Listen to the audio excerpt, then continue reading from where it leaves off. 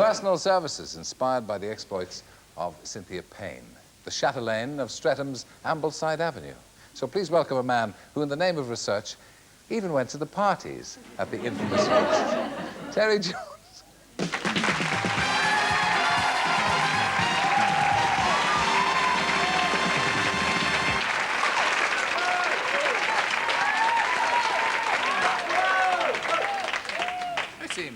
I seem inordinately pleased to see you. Yes, hello. What were you doing at Cynthia Payne's party? Oh, nothing, my lad. Come on. Well, I was going along with just looking at the atmosphere and everything. Research? Research, absolutely research. I was doing exactly the same thing as the police officer. And he was dressed in drag, so... You definitely saw a policeman there dressed in drag? Well, evidently. I mean, I didn't know it at the time. I mean, there was one gentleman in a nice party frock and a beard. I don't know whether he was the policeman. Could have been. Size 10 boots, too. What was the food like? I didn't act. There were bridge rolls, you know, Terry, bridge rolls with a bit of marge on them, and some very nice drinks. It's very genteel. I was going to say, the atmosphere, I've been privy to the film, which is wonderful and very, very funny. And it was, subsequently, when Cynthia Payne was arrested again, it was really life imitating art, wasn't it? Well, it was really. I mean, it was quite extraordinary, really. I mean, I have to say, the film is a fiction that's just inspired by Cynthia's life.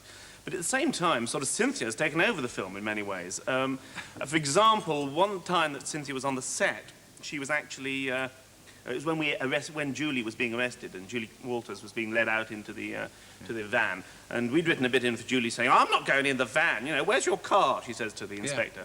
Yeah. And she goes in the car with the inspector. Well, evidently, when the police really raided Cynthia for real, we were actually filming somewhere else at the time, Cynthia said, "Julie Walters never went in the van. I'm not going in the van. Where's your car?" Listen, can I interrupt you for a moment? You know this thing's going on in Christie's. We're going to go across there now and see what the painting's going for. There it is. 7,500,000, 8,500,000, 9,500,000. Strike it like. 9,500,000. Lots of places. 10 million. Going on £1 million at 21 million.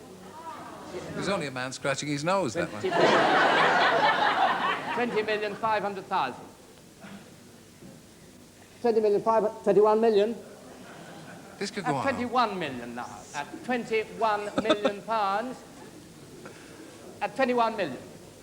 At 21.5 million. At 21.5 million pounds. At 21.5 million. There's got to be a limit, sure. 22 million pounds. At 22 million pounds. At 22 million. 22.5 million. 22.5 million pounds. At 22.5 million.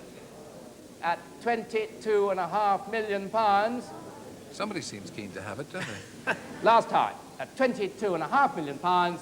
At 22,500,000 pounds for the last time. God. Thank you very much. Well, I'm glad you were with me to see that. I'm sorry we had to interrupt the conversation, but it was extraordinary to see that happening. I mean, yes, it was just going up in millions. One forgot after a while it was millions it was going in. 22.5 million pounds. Oh, I would never. Where would you hang it, Terry? Right bathroom. I don't think it's got the right colour scheme, really. No. Anyway, I'm glad we were there to see that. Christ, what a price. Now, that publicity, remember we were talking about life imitating art. There is a party in the film, and then, blow me down, the same thing happens in real life. I mean, you couldn't have bought that publicity, could you? It's even for 22.5 million. Unbelievable. No, and I want to scotch any rumours that we're giving any backhanders to the Metropolitan Police Ball. This is not true. But we're very grateful to them for all the publicity they gave us. Actually, incidentally, they had more policemen actually raided Cynthia's party than we could actually afford to have on the film set at the time. I think the extraordinary thing about the film is there's a kind of innocence about it. It isn't erotic. No, it isn't erotic, is it? I mean, the party you attended, did anybody approach you with an erotic suggestion? There was a lady from a massage parlour, said she was in Lee Green and gave me her card. And I said, well, actually, I've never been to a massage parlour. I said, and she said, I don't believe you. Every man has been to a massage parlour. And I said, well, I haven't. And she said, "Oh, you're shy, you're shy." And I mean, and that's the trouble I find, that as soon as somebody says to you, "Oh, you're shy," Yeah, then you get shy. I get shy, It's a total turn-off for me. I mean, do you think that it kind of sums up the British attitude to sex? I mean, it's a kind of sad moral film, and the perversions don't seem very awful. Well, they're not really, are they? I mean, just sort of dressing a bank manager who dresses up in a bikini and has the vacuum cleaner thrown at him and things like that. No, actually, that doesn't happen in the film. No, I think the film is really about sort of sex. I mean, most of us look pretty silly when we're on the job, don't we, Terry? Certainly. That's basically it. And I think we don't like to admit it, but we do. And I think in a way that's maybe some people feel uncomfortable with the film because that's what it's showing you. It's showing people looking rather silly. Yeah, it's been banned in Ireland, as I said, today. Well, I hear, yes, somebody actually from the Irish press phoned up and told me that in the whole history of the Irish cinema, there have only been 4 films have actually not received a certificate in Ireland. One was Ken Russell's Crimes of Passion, and the other 3 were all directed by me. I don't know why. It's a bad track record, isn't it? Strange, isn't it? Yeah.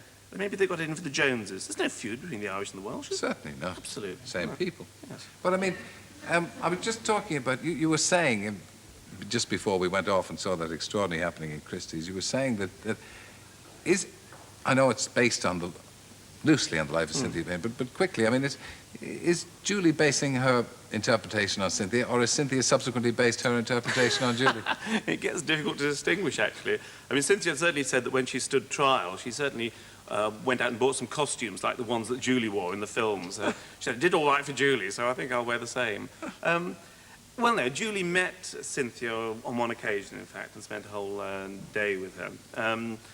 And the character of Christine in the film it does come out of Cynthia's character, but it's a different one. It's different again. It's sort of, it's sadder in many ways than Cynthia. That's the music. It means we've come to the end. Good luck with the film. It's a very funny one. Thank you. Thank you. Bye-bye.